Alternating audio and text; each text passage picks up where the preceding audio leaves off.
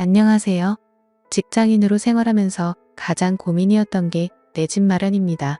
돈을 모아서 집을 매매하자니 너무 큰 금액이 필요하고 어떻게 하면 적당한 가격에 번듯한 아파트에 들어가서 살 수 있을까 오랫동안 고민했습니다. 결국에는 임대 아파트밖에 방법이 없었는데 그나마 저렴한 값으로 거의 10년 가까이 살 수 있었으니까 합리적이라고 생각해서 임대 아파트로 선택을 했습니다. 완전히 마음에 든다고 하기에는 뭔가 부족하긴 하지만 신나게 가구도 다 맞추고 그때부터 8년간 임대 아파트 생활이 시작됐죠. 임대 아파트라서 그런지 시세 차익을 노리거나 브랜드 아파트에 사는 것처럼 자부심이 느껴지지는 않았지만 그래도 나름대로 집 걱정 없이 참 오랫동안 안정적인 마음으로 살 수 있었습니다. 이렇게 살다가 이제야 좀 더 좋은 곳에 전세로 이사를 했습니다. 오랜만에 새로운 가구들도 사고 비록 전세이긴 하지만 이렇게 깔끔한 곳으로 들어오게 되니까 기분이 정말 새롭더군요. 새로운 집으로 이사 간다는 설렘은 어릴 때나 어른이 됐을 때나 다를 게 없습니다. 늘 행복한 두근거림이죠. 하지만 이사 간 이후에 정말 말도 안 되는 실수를 해버리고 말았는데 그 때문에 생겼던 일에 대해서 좀 말씀을 드릴까 합니다. 실수를 하긴 했지만 그 덕분에 지금은 정말 행복한 경험을 마음껏 누리고 살고 있긴 합니다만 세상 살면서 이런 경험을 누구나 할 수 있는 건 아닌 것 같아서 이렇게 사연을 보내보네요. 아무래도 8년간 같은 곳에서 살다 보니까 엘리베이터를 탈 때도 계속 제가 살았던 6층을 누르곤 합니다. 지금은 집이 11층인데 6층 601호에 너무 적응되어 버린 것이었죠. 그래서 6층을 눌러놓고 내려서 601호로 걸어가다가 화들짝 놀라서 다시 엘리베이터에 타곤 합니다. 엘리베이터 탈 때마다 이런 실수를 많이 하니까 어느 순간부터는 엘리베이터 탈 때에도 정신을 바짝 차리고 타는 습관이 생겼어요. 조금만 멍하게 있으면 본능적으로 6층을 눌러서 내려버리니까 말이죠.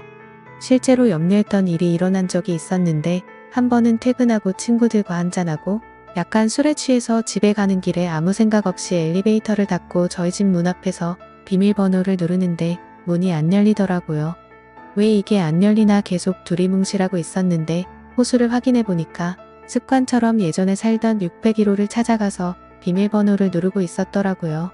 제대로 실수를 했다면서 스스로를 자책하고 돌아가려고 발걸음을 옮기려던 찰나에 갑자기 601호의 문이 열리더라고요.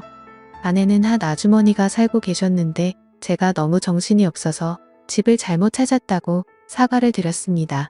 이사 온 지 얼마 안 돼서 아직까지 적응이 안 됐다면서 얼거머리니까 괜찮다면서 오히려 반갑게 인사를 해주시더군요. 원래 이사하면 그런 거에 적응하는 게 오래 걸린다면서 같은 아파트 주민이니까 종종 뵙자고 하면서 아주머니께서는 들어가셨습니다. 문이 닫히고 저는 얼굴이 화끈거리고 부끄러워서 술이 다 깨버리더군요.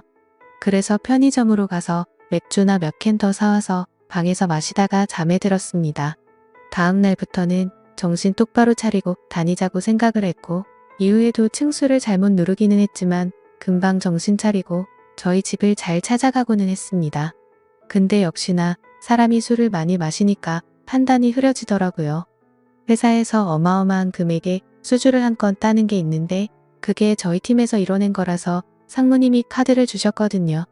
보통 상무님이 이렇게 카드를 주시면 그날은 최소 100만 원은 써야 하는 날입니다. 좀 눈치 안 보고 쓴다고 생각하면 200만 원을 넘게 결제해도 아무런 문제가 되지 않는 무적의 카드거든요. 우리 팀은 그날 저녁에 소고기부터 시작해서 일식 요리까지 아주 정신없이 제대로 즐겼습니다.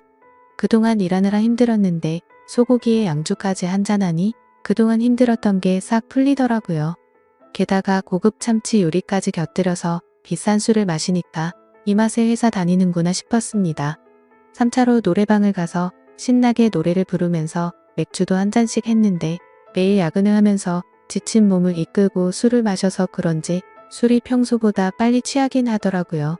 내일이 주말이라 다들 아침까지 달리자고 난리였지만 더 이상 술을 마셨다가는 큰일 날 것 같아서 도저히 못 먹겠다고 얘기를 하고 빠져나왔습니다. 집으로 돌아가는 길에 어찌나 속에서 무언가 부글부글 끓던지 전봇대를 부여잡고 한참 동안이나 씨름을 하기도 했죠.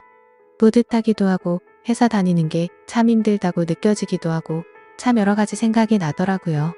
인생 사는 게 참 쉽지 않다. 이렇게 큰 계약을 따냈는데도 상무님 카드로 맛있는 거 먹는 게 전부라서 허무하다. 뭐 그런 생각들이 났습니다. 그러고는 한참 동안이나 전봇대에 파전을 만들어 놓고 머리를 박고 있었습니다. 그렇게 집으로 들어갔는데 다음날 아침이 되니까 숙취가 몰려오고 갈증이 너무 심해서 눈을 떴어요. 다행히 주말이라서 출근할 필요가 없었기 때문에 충분히 잔 것 같은데 머리가 너무 아픈 것 같습니다. 눈이 잘 떠지지 않았는데 눈을 비비고 간신히 일어나니까 뭔가 주변이 이상했습니다.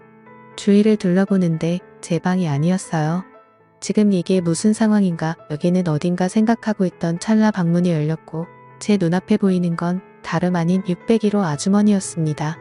11층에 있는 저희 집으로 안 가고 또 6층으로 와버린 것 같습니다. 순간적으로 너무 당황하고 놀라서 아무런 말도 안 나오더라고요. 아주머니는 의미심장한 표정으로 일단 나와서 시원한 김치찌개나 좀 먹으라는 말을 했고 속이 쓰리기도 하고 맛있는 김치찌개 냄새에 저도 모르게 주방으로 따라 나갔습니다. 식탁을 보니 맛있는 집밥이 한 상 차려져 있더라고요.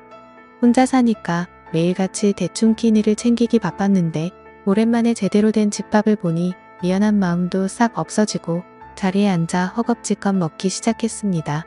밥 먹다가 괜히 저 때문에 신경 쓸 일을 만들어서 미안하다는 말과 함께 김치찌개가 너무 맛있다는 칭찬을 아끼지 않았습니다. 할 얘기가 없어서 괜히 음식 칭찬이나 늘어놓고 있었네요. 확실히 이렇게 시원하고 얼큰한 게 들어가니까 속이 좀 풀리기 시작했고 밥이 들어가니까 정신이 차려지더군요. 저는 분위기를 좀 풀어보려고 제가 왜 여기서 자고 있었던 건지 도저히 모르겠다고 분명히 어제 회사 사람들이랑 참치를 먹으러 간 것까지는 기억나는데 그 뒤로는 전혀 기억이 없다고 말했습니다. 사실 전봇대를 붙잡고 씨름하고 있었던 게 마지막 기억인데 도저히 그건 부끄러워서 말을 못하겠다고요. 그러자 아주머니는 웃으면서 정말 아무것도 기억이 안 나냐고 묻더군요. 제가 술을 너무 많이 마셔서 집을 잘못 찾아온 건가 물었더니 그제서야 고개를 끄덕거리면서 이 아저씨 정말 못 말리는 사람이라고 김치찌개 값이라도 받아야 되겠다는 말을 하더라고요. 계속 자기 집 비밀번호를 눌러서 저러다가는 아파트 복도에서 드러누워 자겠다 싶어서 집 안으로 옮겼다고 하더라고요. 어찌나 정신을 못 차리던지 길에서 객사하는 꼴이라도 생기면 아파트 값 떨어질까봐 괜히 더 챙겨줬다고 하더라고요. 아주머니는 외모도 고우신데 말씀하시는 것도 재밌다고 연신 칭찬을 쏟아부었습니다. 이렇게라도 하지 않으면 도저히 눈치가 보이고 미안해서 견딜 수가 없었거든요.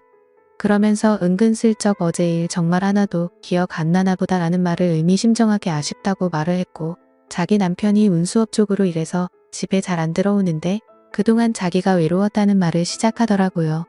근데 어제는 또 제가 오니까 우습기도 하고 무섭지도 않고 오랜만에 얼마나 기분이 좋았는지 모른다는 말을 했습니다. 아주머니는 부끄럽다는 듯이 수줍게 웃으며 이야기를 하니까 괜히 무슨 일이 있었나 싶어서 걱정이 밀려왔습니다. 저는 아무 기억이 나질 않아서 너무 답답했고 큰 실수를 저지른 것 같아서 미안하다고 사과를 했습니다. 그러자 아주머니는 절대 미안할 거 없다면서 자신은 정말 좋았다면서 자기는 그 실수가 너무 반가웠다는 말을 하더라고요. 안 그래도 혼자 사는 거 같아서 기분이 울적하던 참이었는데 종종 와서 밥도 먹고 같이 놀고 가라고 그러라면서 자기도 혼자서 밥 챙겨 먹기 심심하고 외롭다는 말을 했습니다. 당장 아주머니 앞에서는 그냥 알겠다고 대답했지만 앞으로 절대 이런 일을 저지르면 안 되겠다는 생각을 하고는 짐을 챙겨 쏜살같이 나와서 저희 집으로 올라갔습니다. 며칠 뒤 쓰레기를 버리러 갈 때 아랫집 아주머니를 분리수거하는 곳에서 마주쳤는데 어쩜 그날 이후로 얼굴 한번 보기가 힘드냐고 이렇게 본 김에 자기 집에서 밥이나 먹자고 하더라고요. 저는 별로 내키지는 않았지만 저번 일이 미안하기도 했고 먼저 제안을 주신 거니까 알겠다고 말하면서 집으로 가서 밥을 먹었습니다. 음식 차리기는 귀찮고 그냥 배달로 초밥이나 시켜 먹자면서 밥을 먹고 소파에 앉아서 커피까지 한잔했습니다. 그러다가 갑자기 아주머니가 저번에 있었던 일은 아직까지 기억이 안 나냐고 하길래 저는 잘 안 난다고 대답했고 갑자기 아주머니의 눈빛이 돌변했습니다. 솔직히 저도 마다할 건 없었죠. 동안의 외모의 얼굴도 예쁘고 내심 설레기까지 했거든요. 그래서 결국 그날도 다시 실수를 하게 되어버렸습니다. 하지만 앞으로는 이런 일이 생기면 자리를 피해야겠다는 느낌은 확실하게 생기더라고요. 괜히 이렇게 한두 번 아주머니랑 사고치기 시작하면 나중에는 계속 이런 일이 벌어질 것 같다는 느낌이 왔거든요. 하지만 제 생각과는 다르게 그 뒤로도 아주머니가 초대해서 갈비찜도 먹고 된장찌개도 먹고 행복한 시간을 보내고 그랬습니다. 하지만 엄연하게 이 아주머니는 남편이 있는 상황이었고 선을 좀 그어야겠다는 생각도 계속해서 들더라고요. 계속 이런 만남을 유지할 수는 없는 노릇이고 저도 적당히 맞춰주다가 저도 어떤 여자를 만나서 정상적인 만남을 가져야 하니까 조금씩 거리를 둘 생각입니다. 제 판단이 현명한 거겠죠? 오늘 준비한 사연은 여기까지입니다. 이야기 재밌게 들으셨다면 좋아요 한 번씩 부탁드리고요. 오늘도 좋은 하루 되세요.